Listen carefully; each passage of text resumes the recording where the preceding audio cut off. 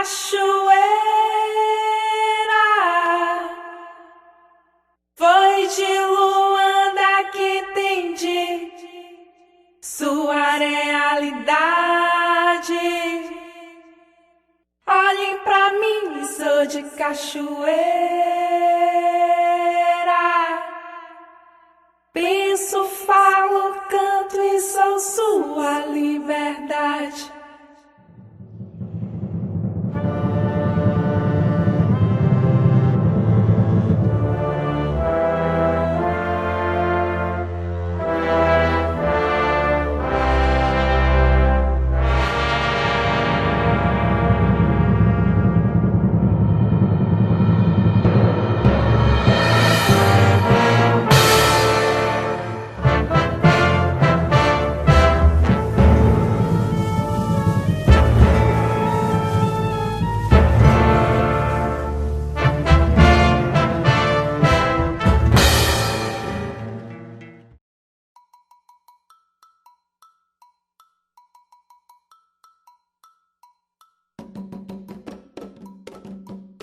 Assim como os quilombos, os terreiros são espaços de resistência e luta.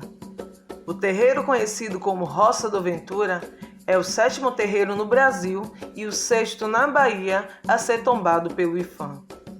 Responsável pela preservação de uma das tradições religiosas de matriz africana, originária nos cultos às divindades chamadas Vodun, tem fundamental importância na conformação da rede de terreiros do Recôncavo Baiano e, sobretudo, para a formação do candomblé como instituição religiosa. Resistência, preservação e sobrevivência são conceitos indissociáveis na obra religiosa de matriz africana.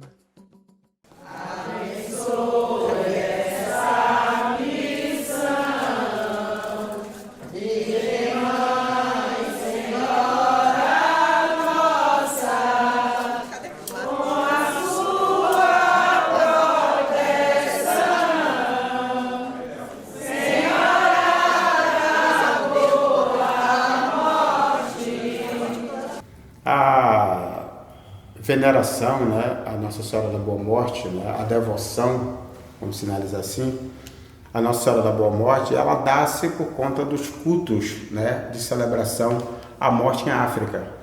E celebrar a Nossa Senhora da Boa Morte é uma coisa da Igreja Católica, né? A gente sabe que é uma celebração, né, que nasce em Portugal e que isso no Brasil vai se fortalecer através do movimento mariano.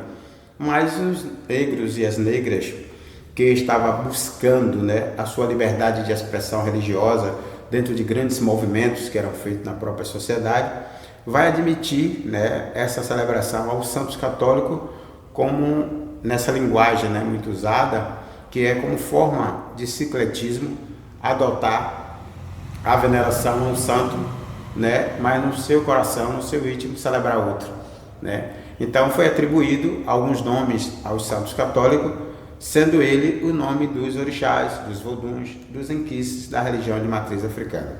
E celebrar Nossa Senhora da Boa Morte é uma forma bem próxima, né, de trazer a celebração aos atributos de Obaluaê, aos atributos de Nanã, aos atributos de Iansã, que são os santos mais ligados deste patamar.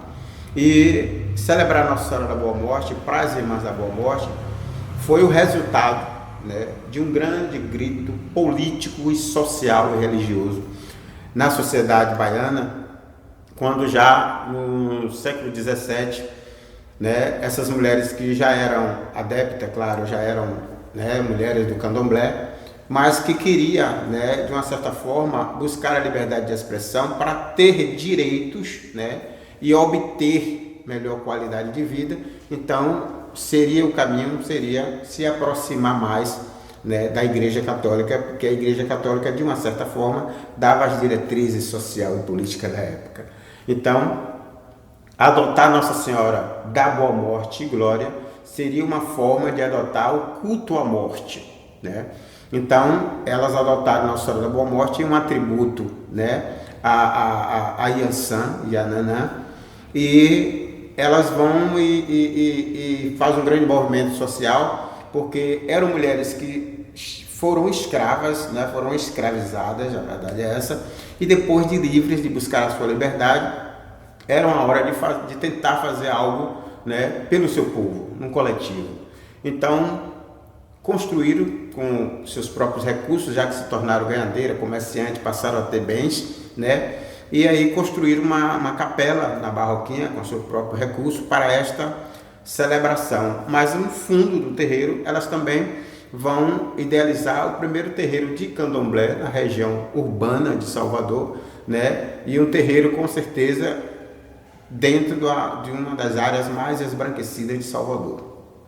E eu acredito que por conta de tudo isso, né, houve muitas perseguições, né, e o enfraquecimento do culto na Barroquinha dá-se pela perseguição machista, né, e também da própria igreja. Inclusive a igreja, elas abandonam a igreja foi assumida pelos estivadores, né, pelos ferroviários, a igreja foi incendiada, hoje é centro de cultura e arte, né, mas essas mulheres sofreram muito ali na Barroquinha.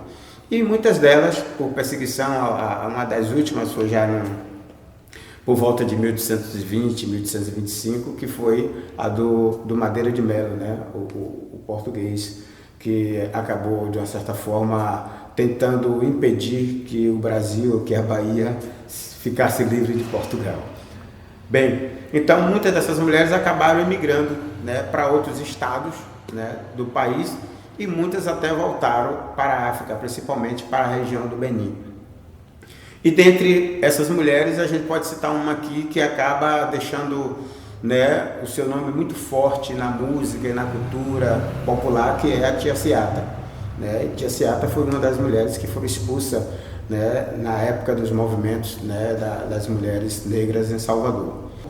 E em Cachoeira foi na igreja de Nossa Senhora do Amparo, que muita gente não sabe, onde foi instituída realmente a Irmandade de Nossa Senhora da Boa Morte, né? A veneração, a atribuição a Nossa Senhora do Amparo, ela nasce dentro da Igreja da Ajuda, mas a Nossa Senhora do Amparo busca a sua independência, construindo a sua própria igreja ali na Rua do Amparo, né? Que hoje é conhecido como a Rua dos Ricos. Essa igreja foi demolida, né? Lá na Igreja do Amparo nasce a Irmandade da Boa Morte, que ao ser demolida a Igreja do Amparo, a Irmandade da Boa Morte fica meio que, uma palavra muito usada por ela, meio que a ver navio. Mas a Igreja Católica, ela também faz um movimento já no início dos anos 20, né, e do século 20, e adota muitas irmandades. Mas como Cachoeira tinha muitas irmandades negras e que na maioria das vezes eram independentes, porque elas tinham seu próprio espaço religioso, sua própria capela, como a Irmandade dos Martírios, a Irmandade da Paciência, né, e tantas outras. Essas mulheres, em uma época tão difícil, né, onde o preconceito era muito, muito forte, muito ardente, sabe, a perseguição por conta do machismo, a questão da própria cor, por ser mulher. Então empoderar realmente naquela época era realmente complicado, mas elas conseguiram empoderar, manter e preservar este legado, que é a veneração a essa força, né, esse duplo pertencimento, né, essa força de resistência afro-católica. Nós tivemos como base comercial, como base econômica da Irmandade da Boa Morte, tivemos a Casa Estrela. E a Casa Estrela, que era também de 3 mulheres africanas, que vai utilizar as iguarias, né, ou seja, a gastronomia de cunho africano, como apanã, pandiló, cocada pé de moleque, doce de tamarino, tanta coisa que elas usavam hoje, a própria acarajé, o abará, etc. E a tapioca frita, que hoje é chamada de bolinho de estudante, né? Então tudo isso era vendido nos tabuleiros das mulheres, onde que elas passavam à tarde, entre 3 e 4 horas da tarde, na Casa Estrela, enchia seu tabuleiro e saía para vender nas esquinas de Cachoeira. Quando era 6, 7, 8 horas da noite, voltavam para a prestação de conta. Então, parte do dinheiro ficava para quem vendeu, né? E é como chamado de guia hoje, né? Era uma guia. E parte ficava para o fornecedor. Essa parte que ficava para o fornecedor, que era a Casa Estrela, era investida depois na festa de Nossa Senhora da Boa Morte e Glória. Era a forma que elas faziam a festa e elas eram patrocinadoras da sua própria liturgia. Isso é que é importante. Aqui realiza a sua festa, que é de 13 a 17 de agosto. 13 aqui as irmãs celebram, porque é para culminar com a Assunção de Maria, que dentro do católico, do calendário religioso católico é 15.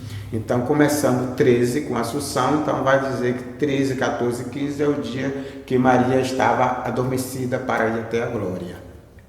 E no dia desta dormição é o dia que as irmãs, dia 13, vai justamente fazer esse duplo pertencimento, que é se utilizar deste momento, né, se utilizar desta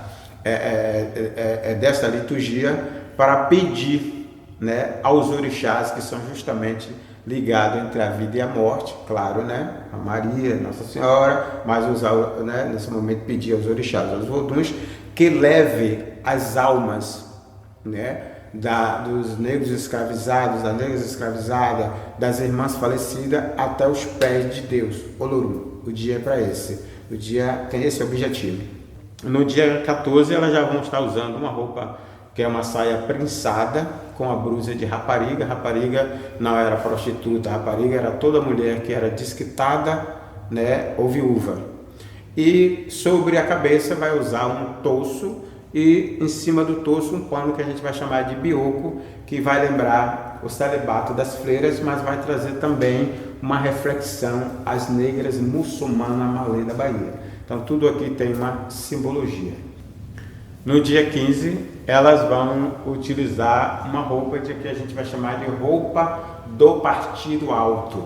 O que era Partido Alto para a época? Era justamente negras e negros, né, que estava em uma condição melhor, uma condição favorável, tinham bens, tinham recursos, etc. E essa roupa é justamente a roupa do dia da Assunção de Maria, onde vai trazer uma pompa de realeza, porque vai lembrar as princesas e as amazonas africanas. Bem, nesse dia 13, nós temos uma ceia com peixe, pão e vinho, que vai sinalizar a abertura da Semana Santa de Nossa Senhora. No dia 14 nós não temos nenhum tipo de alimento, né? A não ser o da alma mesmo, que é a liturgia, a missa, etc., a novena, etc. No dia 15 vai estar, as irmãs vão sinalizar uma alvorada de fogos às 6 da manhã, anunciando a Assunção de Maria. Mas ligado a esse processo, vai ser também o dia em que elas vão estar comemorando o grito da liberdade de expressão religiosa, quando um grupo de mulheres negras, ex-escravas, levaram pelas ruas esbranquecidas de Salvador um santo de cunho católico, né, como um grito de liberdade de expressão religiosa. Bem, a partir dali vai ter uma grande feijoada acompanhado de grandes manifestações culturais e musicais, né? Então você vai ter presença do samba de roda, mas já tivemos aqui o Lodum, já tivemos aqui Filho de Gangue, Leaê, etc, etc. Então é justamente uma grande manifestação, a manifestação da vida, a manifestação da liberdade, a manifestação da mulher negra, da sua força, do seu empoderamento, etc. Bem, mas a festa não acaba por aí. No dia 16 nós vamos ter ainda samba com um cozido, que antigamente era chamado legumada e hoje cozido, que é justamente o conjunto, né, de muitos legumes, verduras, etc., né, com um grande pirão de mandioca, né? Depois você vai ter no dia 17, né, o encerramento com muito samba e um caruru. Eu tenho certeza que esses pratos, que essa gastronomia está também ligada à gastronomia direta afrodescendente.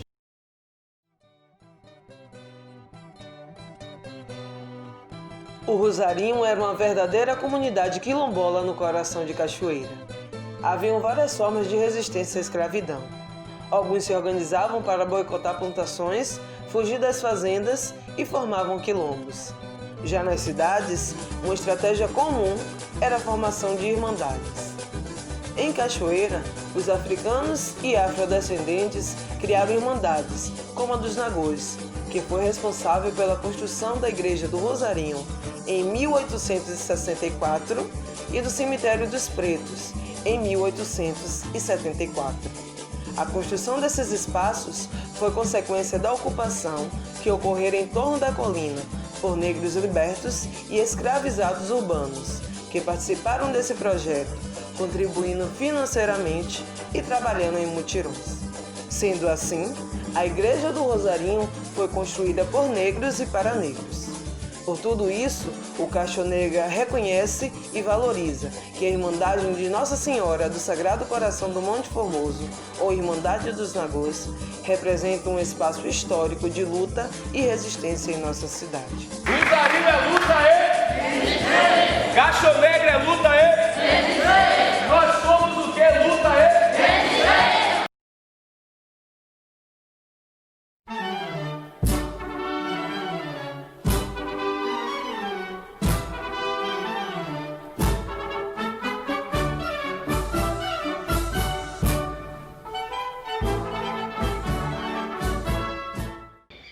A Câmara e Cadeia, ela foi sempre um fruto da evolução do nosso município. Primeiro, que ela começa a sua construção em 1698 a 1712, na verdade, quando se traça ela em três poderes: poder legislativo, executivo e judiciário. Aí você tem a Câmara como um forte de fazer as leis, e embaixo, que era a cadeia pública, para ser justamente ser concluída. Então, essa Câmara, ela durou esse período, mas daqui se saem várias leis, principalmente essas leis de bom uso, né, do nosso município. Para quem vendia, isso se atribuía ao juiz do foro, né, o Poder Legislativo, ele criava justamente essas relações de lei.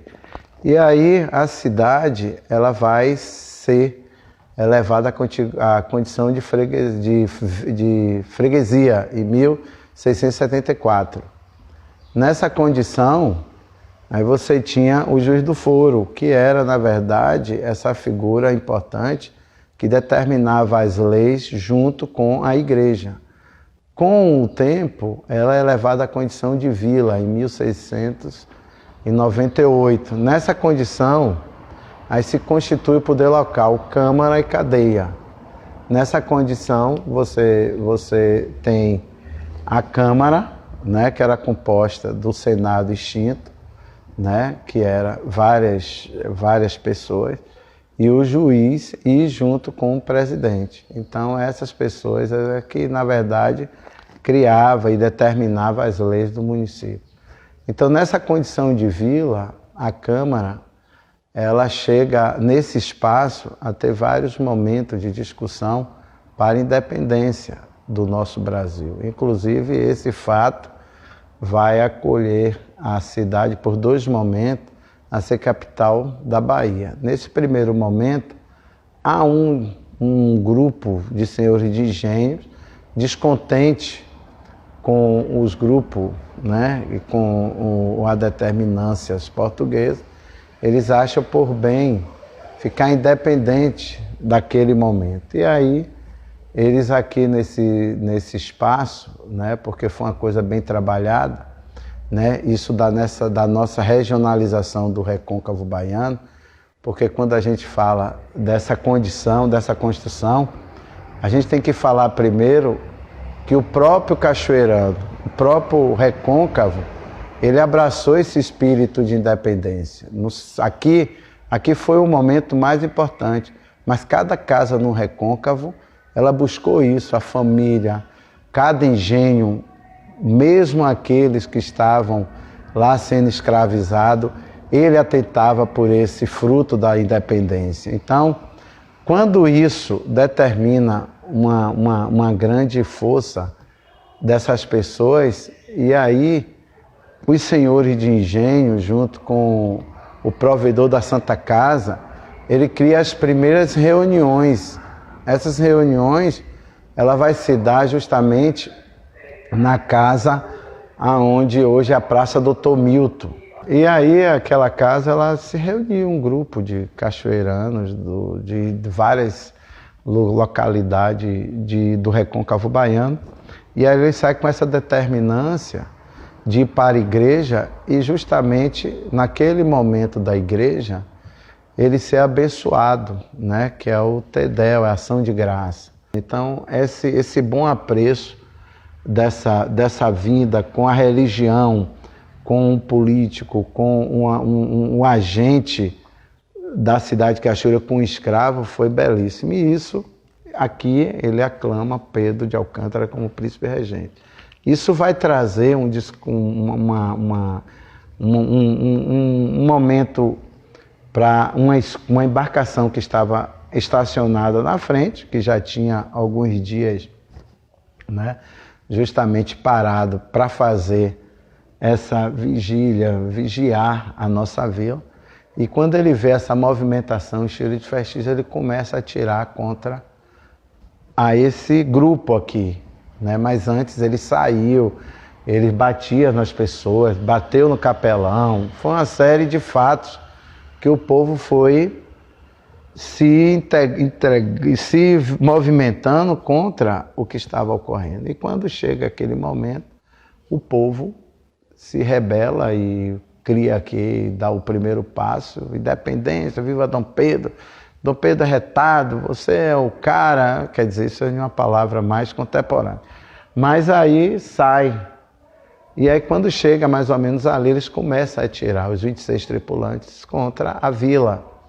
E uma das balas são registradas que pega em um sobrado e a outra vai atingir Tobo Soledade, que fazia parte de um batalhão patriotas. Era um batalhão que era formado não só de escravizado, mas com escravo de bom preço, que era o que eles chamavam de bom preço. Era que determinava ele fosse para a guerra, se caso ganhasse, eles eram libertos, que não aconteceu nada disso, né? E aí, essa movimentação saiu, só que a embarcação, ela, por desafio do rio, enche e vaza, ele ficou em um lugar que não era tão estratégico. Então ela adernou um pouquinho. Quando ela adernou, eles viram essa possibilidade de tomar a embarcação, eles foram para cima junto com o pessoal de São Félix, porque quando se fala independente só foi Cachoeira, São Félix deu uma contribuição muito importante, porque foi guerra dos dois lados, e aí eles venceram, Cachoeira venceu a guerra. E ao vencer, a gente é transferido à capital da cidade de Salvador para uma junta administrativa que se dá, primeiro momento, na Santa Casa, e que depois, justamente, ela fica aqui nesse espaço. Mas o primeiro momento foi a Santa Casa, lá que teve uma das juntas mais importantes. E aí Cachoeira, ela se torna esse vínculo importante da nossa independência. E a cidade, ela por ter isso, ela vai ter assim vários benefícios, né? Vários benefícios. O próprio imperador Dom Pedro, tanto Dom Pedro I, mas eu digo Dom Pedro II, ele faz esse reconhecimento mais importante, e aí a cidade vai receber título como heróica e logo depois como cidade monumento nacional em 71. Mas esse fruto da independência, ele se busca até os dias de hoje, por mais distante, né, que a cidade às vezes pensa que está, mas ele é muito próximo, porque a cidade, ela vai, depois que acontece esse fato, aí você começa a construir todo um processo significativo da importância dessa data. E aí você tem a importância do caboclo e a cabocla, que ela representa justamente a mulher e o homem, né, na figura do índio. E eles também vão ter uma marca, principalmente em um caminho do afro-religioso, né? Isso determina também uma influência não só de um determinado grupo, porque quando se fala em independência, a gente só tem aqui a dizer esses grandes, o Rebouças, mas ela teve João, teve Antônia, teve Ambrosina, teve Dona Peque, teve Dona Inês, né? Essas pessoas fizeram muito parte porque elas lutaram. E a cidade, quando chega em 1922, aí tem um prefeito chamado Cunegundes Barreto. Esse cidadão, ele tinha uma compreensão muito forte, principalmente para essa luz de independência, e tem uma luz também para as músicas. Aí tem um fortalecimento da Filarmônica, e ele faz essa construção que fica entre ele e o Vacareza, que é a Estátua da Liberdade, onde ele caracteriza um fruto que é americano, que é uma estátua pedindo a liberdade, onde naquele momento tinha um pelourinho, né? A gente tinha ali um massacre, um castigo público, né? Que todos nossa ancestralidade apanhou. Se tem uma discussão muito grande se é ali ou se é aqui na aclamação, mas ali tem aquela estátua que tem o folha de louro, que determina justamente o coroamento da nossa independência. Tem um livro aberto que tem escrito Liberdade e Igualdade, que vai vincular muito a Revolução Francesa, porque teve essas determinâncias. Se você for olhar, tudo que se comporta na nossa independência foram fruto justamente de militares franceses, né? E a própria maçonaria, enfim,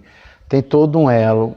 E a cidade, ela vai agregar esse significado até os dias de hoje. Então, é importante que a gente, perdendo muito, na verdade, quando o desfile se passava, se tinha muito respeito, porque você tinha as autoridades civis, militares e eclesiásticas, elas sempre desfilavam junto, né? Você tem a Filarmônica, que tem o seu forte, você tinha as bandas marciais que vinham justamente tocando o que é esse significado do toque da independência, e aí soava muito as cornetas, né, que hoje você não vê mais isso. E era uma coisa interessante que as pessoas, para abraçar esse desfile, colocavam nas suas portas o coqueiro ou qualquer outra planta que era um significado. Os cavalos seriam as marchas que se vinha de toda a região do Recôncavo para se agregar. Então você tinha na frente do desfile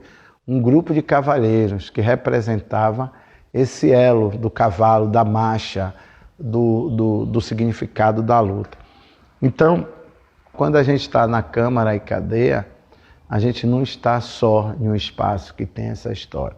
A gente está em um espaço que tem uma determinância de vida, da importância da cidade como um marco nesse aspecto, não só como marco da independência, mas um marco de toda forma construtiva de leis, de poder, que aqui determina.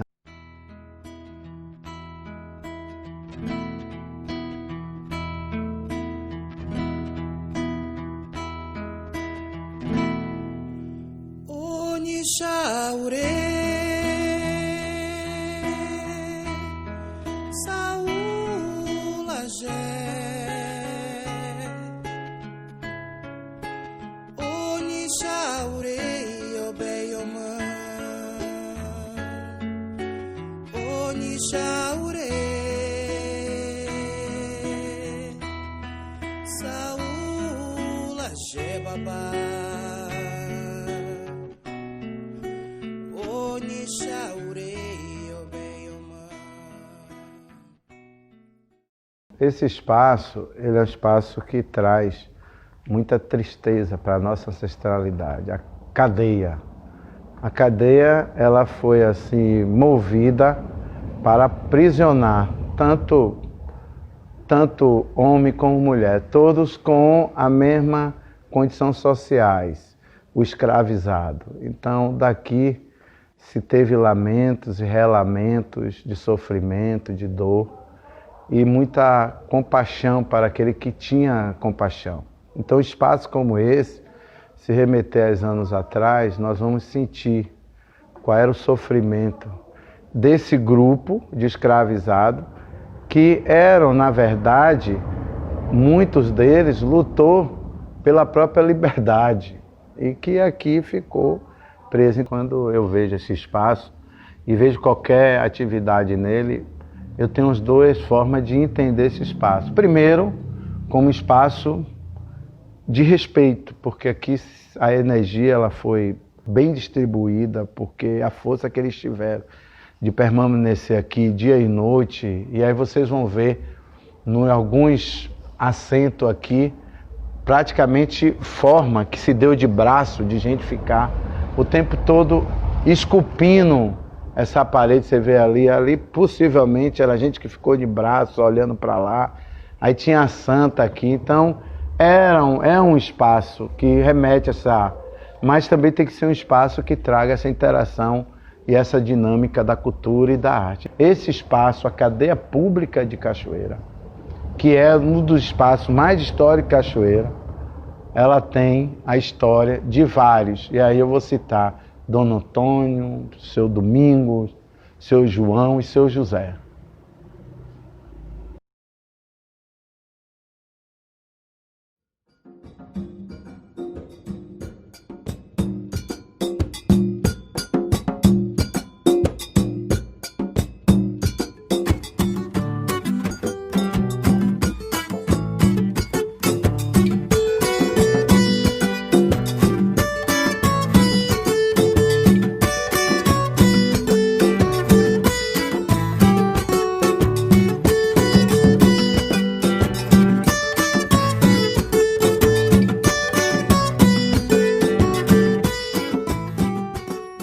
Esse surgimento da comunidade, ela vai se dar justamente com a existência de índios aqui, né? E ela nasce no ano de 1561.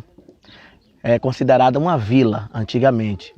E foi também considerada como um dos maiores povoados do Brasil, né? E aqui existiu 222 aldeias de índios, segundo a história, e que muitos desses índios foram dizimados com a chegada dos portugueses aqui, com a invasão, né? E esses portugueses justamente vão pegar esses índios, vão queimar, né? Alguns conseguem fugir, né? E vão formar um quilombo numa comunidade aqui acima de Santiago do Iguape, que é chamada Caimbongo, e lá vai ser considerado o verdadeiro quilombo, né? Que é onde está localizado um espaço de visibilidade para a comunidade, e a comunidade vai ganhar outras formas, né? Com o extermínio desses índios, e aí vai chegar os negros, né, que saíram da África, e aqui eles vão se tornar escravos a partir dos trabalhos nos engenhos, porque perceberam que a terra aqui de Santiago do Iguape, né, de especial a terra do Massapê, ela é como se fosse uma terra próspera, né, para a cana de açúcar. E aí eles vão pensar essa terra trazendo essa cana de açúcar e vão construir os engenhos que vão trazer esses negros para torná-los escravos. E essas comunidades, né, que hoje se formaram em torno de Santiago do Iguape, elas se tornaram quilombola porque a presença desses negros, né, foram muito marcantes, né? E a história que a gente tem da nossa comunidade hoje é que os nomes, né, dessas comunidades quilombolas vai estar sempre ligado às origens africanas, né? E a gente vai ter o nome Calolé, que é uma das comunidades, Caimbongo, Caonge, né, Calembá, Imbiara, são nomes que a gente já pelo nome em si, a gente já pode, né, até afirmar que esses nomes de origem africana. E essas comunidades, elas continuam até hoje, cada uma com as suas especificidades, mas que elas não perdem, né, a sua cultura, a sua tradição, e consegue trazer esses valores, deixar esses valores, né, com um legado para o seu povo. E a gente consegue entender isso hoje e dar continuidade de uma outra forma de trabalho, de uma outra forma de vivência, mas que a gente não consegue negar nossas histórias, né?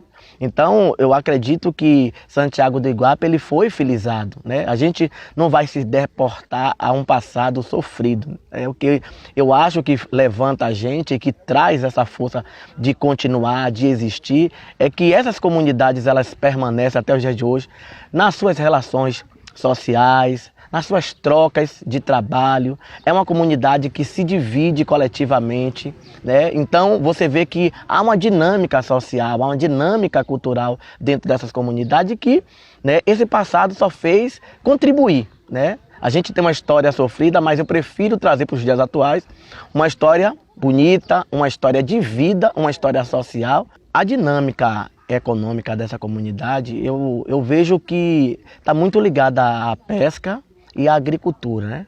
Aí a gente demarca essa comunidade, de um lado a gente vê a maré, que é um meio de sobrevivência, de sustento para a comunidade, e do outro a gente tem a terra, que é um outro meio de sobrevivência e de sustento para essa comunidade. Aí no mar a gente vê uma dinâmica totalmente diferente, que a gente vai ver canoas produzidas pelos próprios pescadores, a gente vai ver essas camboas, que isso já vem desde a origem africana dos negros, né? Que ele era uma forma que eles tinham para sobreviver, eles montavam essas camboas, que a gente vê aqui na comunidade, e a comunidade até hoje tem essa arte de pesca, e que é uma forma de conseguir seu fruto, seu meio de sobreviver.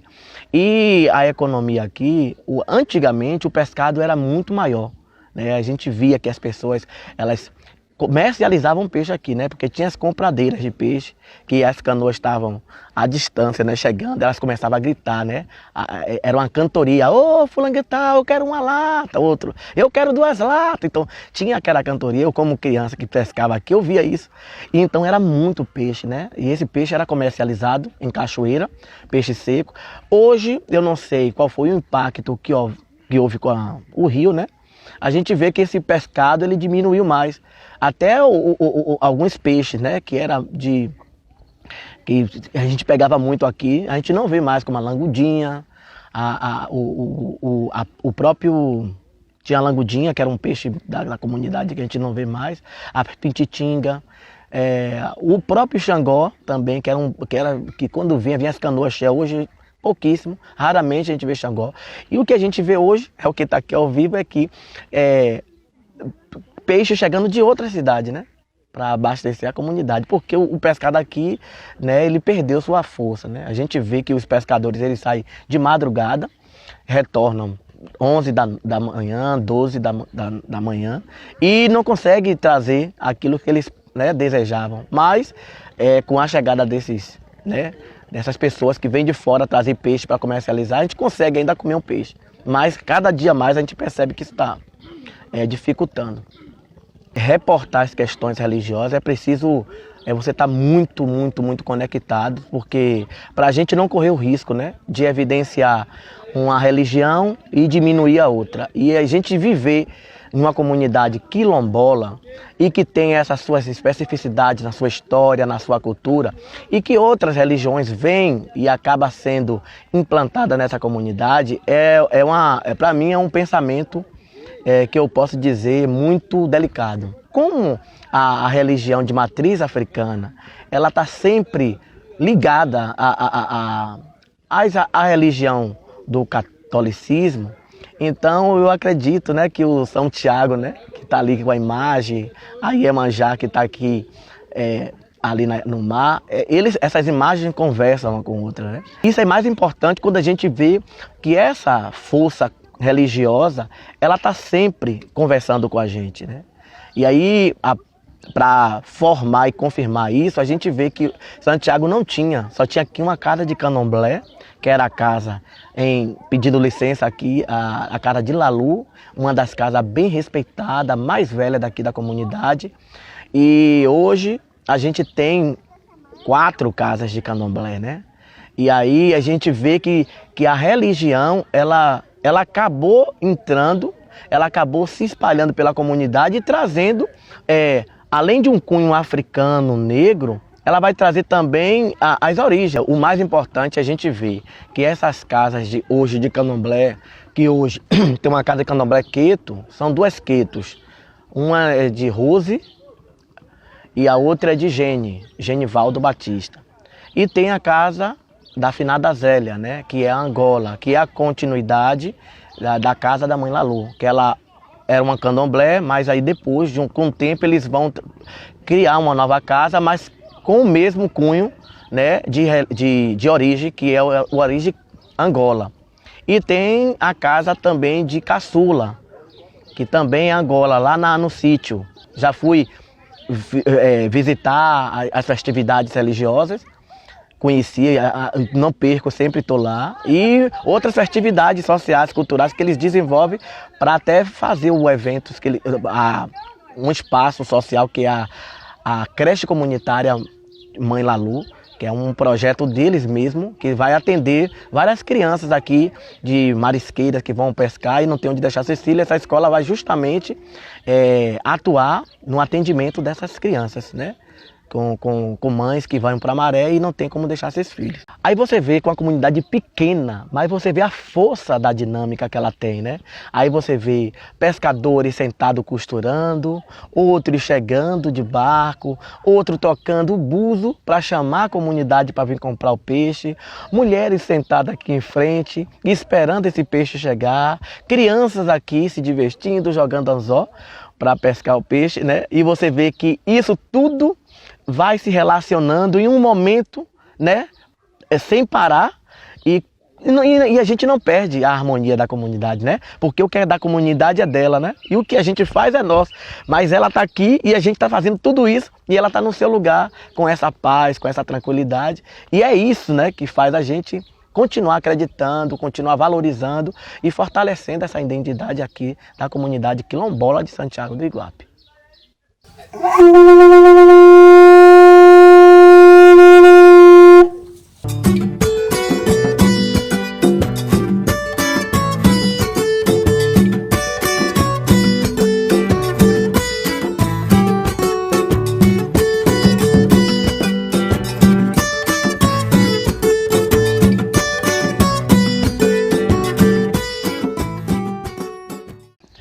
Esse espaço aqui é o espaço que os pescadores, eles guardam suas artes de pesca, suas roupas, eles vêm de suas casas arrumados, aí chega aqui, deixa suas roupas, veste a roupa de pesca e vai para a maré.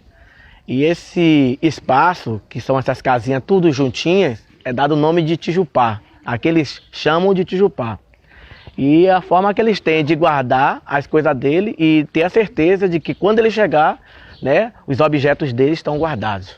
Quando eu era criança, minha mãe cantava pra mim uma canção iorubá, cantava pra eu dormir, uma canção muito linda que o seu pai te ensinou, trazida da escravidão e cantada por seu avô. Referente à questão cultural aqui da comunidade, essa questão cultural, ela é plural. A gente vai ver samba de roda, a gente vai ver as quadrilhas juninas, a gente vai ver capoeira, a gente vai ver outros grupos, como por exemplo o grupo Os Bantos, né, que teve uma parada, mas era um grupo que representava essa cultura negra dentro do processo musical, né, e o responsável era Givanildo Bispo, que trazia esse trabalho musical, falando dessa identidade aqui da cultura, linkando algumas músicas a essa história.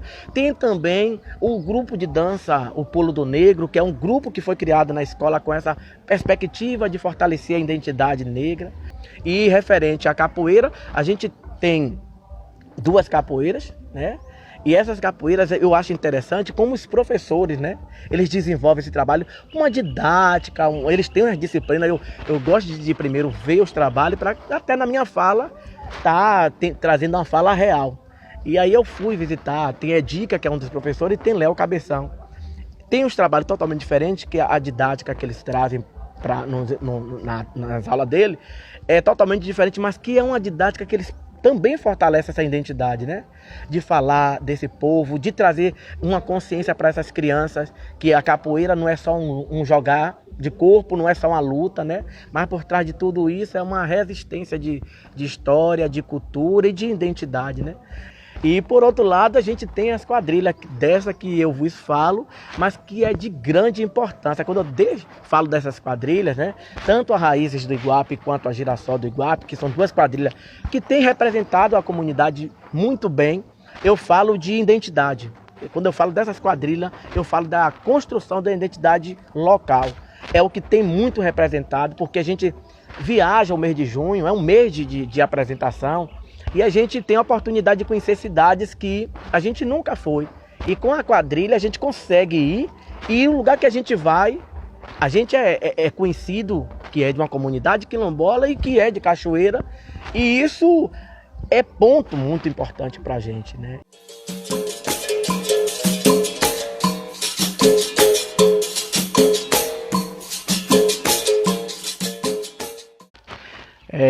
Esse aqui é o centro comunitário, onde nós fazemos nossas reuniões, onde nós criamos alguns eventos, realizamos alguns eventos e também onde nós desenvolvemos as nossas oficinas de dança, né?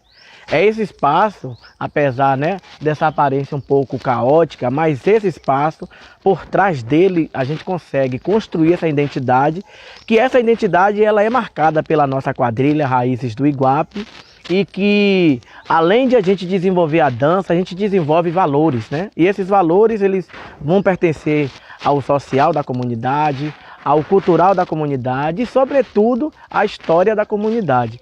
Então, para a gente, esse espaço ele tem uma grande importância nesse contexto aí, de construção dessa identidade social, cultural e histórica local.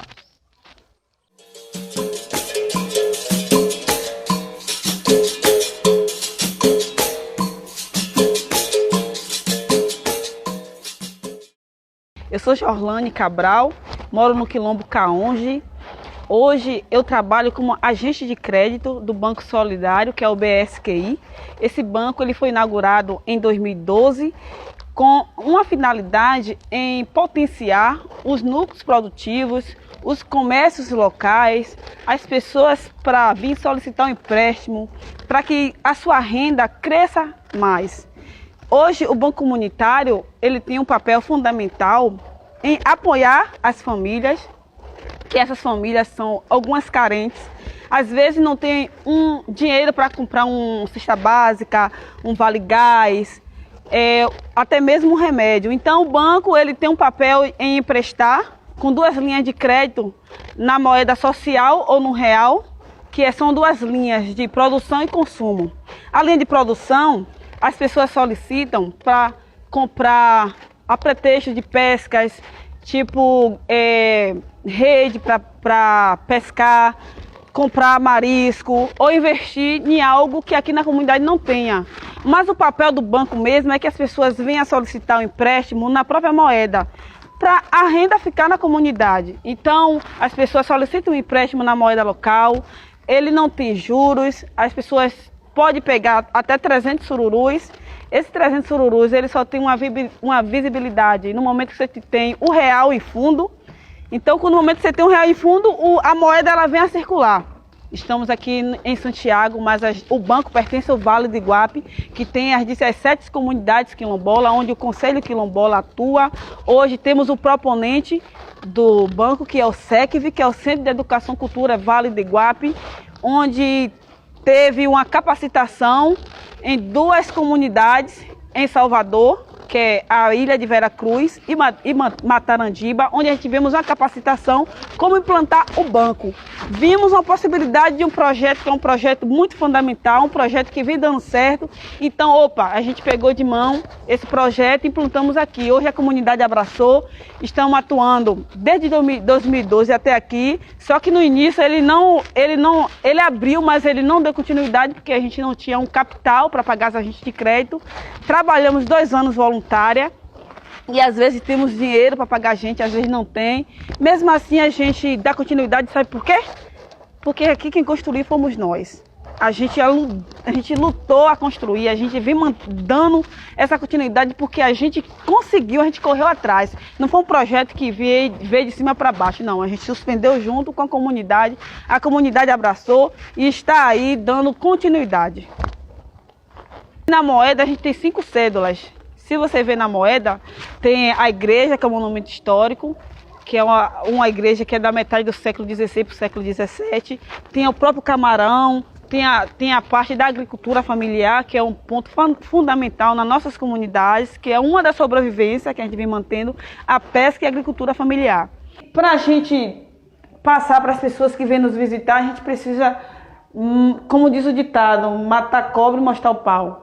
Então, temos que ter algo que realmente indique que o banco está funcionando. Aqui tem as linhas de crédito, tem os empreendimentos que aceita, as capacitações que a gente toma, as formações, vários encontros que a gente faz. Isso aqui é um legado, isso aqui que a gente está aqui é um legado, isso aqui que a gente faz é dar continuidade ao que nossos irmãos deixaram.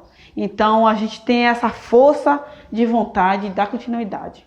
E estamos na pista, e na pista só vamos sair quando a gente vier a óbito.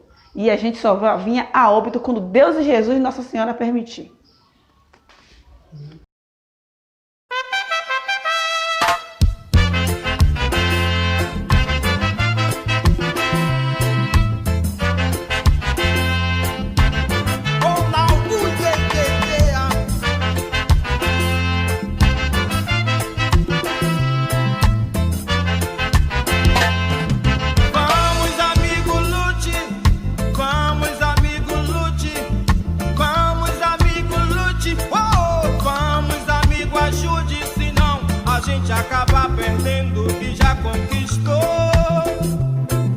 A gente acaba perdendo o que já conquistou.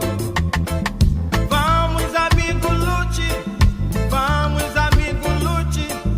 Vamos, amigo, lute. Vamos, amigo, ajude. Senão a gente acaba perdendo o que já conquistou. Yeah. A gente acaba perdendo o que já conquistou. Vamos, levante, lute.